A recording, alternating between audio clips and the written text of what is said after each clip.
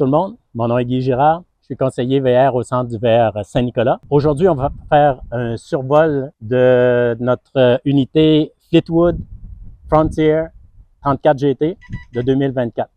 Celui-ci est sur fond bleu, mais évidemment, il y a différents choix de couleurs pour la peinture intégrale, comme on peut le voir. C'est un véhicule diesel, ce qu'on appelle diesel pusher, donc diesel moteur arrière. Il est chaussé sur le 22,5 pouces et c'est un véhicule qui comporte beaucoup de rangements. Par exemple, on a ici en ouverture double, très grand rangement qui nous permet d'apporter en fait plus que ce qu'on a besoin en vacances. Et on continue, on a du rangement tout le tour, la télé 42 pouces, on a les haut-vents avec ce qu'on appelle le détecteur de vent. Donc, s'il y a une brise plus forte que ce qu'il y a aujourd'hui, le haut-vent va rentrer seul pour éviter les bris. On a évidemment les compartiments mécaniques parce que, comme je le mentionnais tantôt, c'est un pusher diesel. C'est un diesel de 340 forces, un moteur Cummins arrière avec transmission Allison. Et intéressant sur ce véhicule-là, on a la suspension V-Series que Freightliner a modifiée pour donner plus de capacité de charge à un véhicule avec un essieu. Il y a pratiquement 6000 livres de plus de capacité de charge pour un véhicule à un essieu. Et la façon qu'ils ont réparti le poids sur les nouveaux bras qu'ils ont installés, le différentiel est au centre et les ballons, parce que c'est une suspension à air, les ballons sont à l'extrémité de la suspension, ce qui fait que c'est un véhicule qui va se rapprocher du comportement des plus longs véhicules avec deux essieux arrière. Avec ce nouveau système V-Series, c'est un véhicule qui se comporte très, très bien sur la route, beaucoup moins de tangage aussi. Et cette suspension-là est modifiée aussi à l'avant. Ensuite, ce véhicule-là particulièrement, vous avez vu qu'on avait une extension slide-out qu'on va appeler l'anglicisme, une extension plein mur du côté passager et deux extensions du côté chauffeur. On a évidemment le compartiment plomberie pour la vidange et ainsi de suite. Les portes de l'autre côté du grand rangement. Ici, on a un petit truc qui s'appelle l'Aqua-Hut. L'Aqua-Hut 250D, en fait, l'Aqua-Hut, il fait office de chauffage et il fait office de chauffe-eau. Quand il y a le D au bout du 250, c'est parce qu'il va fonctionner aussi au diesel. C'est un brûleur diesel 12 volts, prend très peu d'énergie. Ça va fournir le chauffage et ça va fournir l'eau chaude.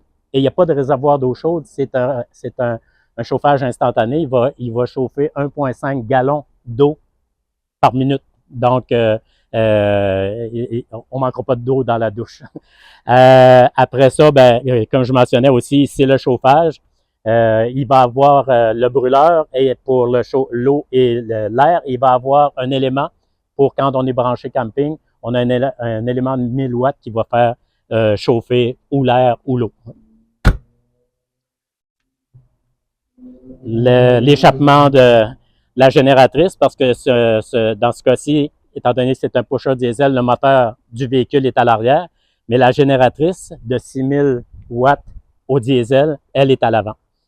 Donc, on va aller faire un petit tour à l'intérieur. Alors, pour la partie intérieure, on peut constater en regardant le poste de pilotage que c'est pas l'électronique qui manque. On a les écrans de caméra de recul, on a des écrans de caméra latérale, évidemment Bluetooth pour connecter les appareils directement sur les écrans.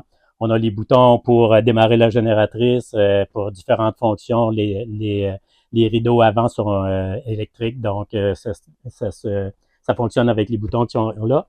Les cadrans sont tous aussi électroniques, donc les aiguilles qu'on voit, c'est électronique, c'est pas des vraies aiguilles qui nous montrent les différentes pressions de pneus, les pressions d'air dans les ballons parce que c'est une suspension à air et des freins à air. Ensuite, on a des sièges qui sont extrêmement confortables, des sièges qui deviennent lazy boy au besoin quand ils sont tournés et on utilise salon. On peut les mettre les appuis-pieds qui soulèvent, tout comme les divans théâtre qui lui est placé directement devant la télévision qui est escamotable en face. Et on a la dinette et le système de dinette, simplement en déclenchant ce bouton-là, on avance la dinette après avoir baissé la table au préalable, bien sûr. On avance les coussins avec la dinette et on a un lit 3/4 qui se monte ici. En parlant de lit, on a aussi à l'avant complètement un lit électrique qui est placé au-dessus de la cabine de pilotage, qui est simplement au toucher. On va descendre et on va avoir de la place pour 2 personnes. Il y a une capacité de 500 livres. Il peut être utilisé même s'il y a du monde assis en dessous, on peut quand même se coucher et veiller moins tard que le reste des invités. Et la personne qui est installée à ce lit-là, comme vous pouvez le constater, a aussi une télé, du rangement directement au lit. Donc, elle est un peu autonome et il y a des rideaux qui s'installent pour fermer le tout. Ce qui est intéressant avec un lit intégré comme ça au-dessus de la cabine de pilotage, c'est que si on a de la visite et qu'ils sont installés dans le lit et qu'on se lève avant eux le matin, on va avoir, tout est disponible dans la cuisine, salle à manger, salon, tout est disponible, il n'y a personne de coucher nulle part si on a 2 invités qui sont installés au lit. Ensuite, si on continue notre survol, on a un petit foyer qui va donner un petit look romantique à nos soirées, mais qui est aussi intéressant parce que c'est un chauffage. Et le matin, en partant ce chauffage-là, c'est 750 et 1500 watts, il y a différents modèles. En partant ce chauffage-là, le matin, ça va casser l'humidité rapidement, donc ou le soir, ça commence à être risqué. On peut mettre seulement ce chauffage-là. On n'a pas besoin d'utiliser le chauffage principal du véhicule. Beaucoup de rangements des 2 côtés de la cuisine, autant le mur en face, euh, le panneau de fusible, fallait le mettre quelque part. Et on a des tiroirs, on a des armoires, on a d'autres rangements au-dessus de la dinette, on a des éclairages d'ambiance. Quand le soir, on tamise un peu les lumières, les éclairages d'ambiance, ça fait vraiment une ambiance particulière. Celui-ci est équipé de micro-ondes à convection, bien sûr. Il est équipé de plaques à induction.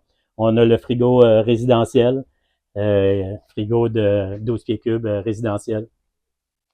Donc, c'est un véhicule qui est très, très, très bien équipé et confortable. La grande douche avec les portes de verre.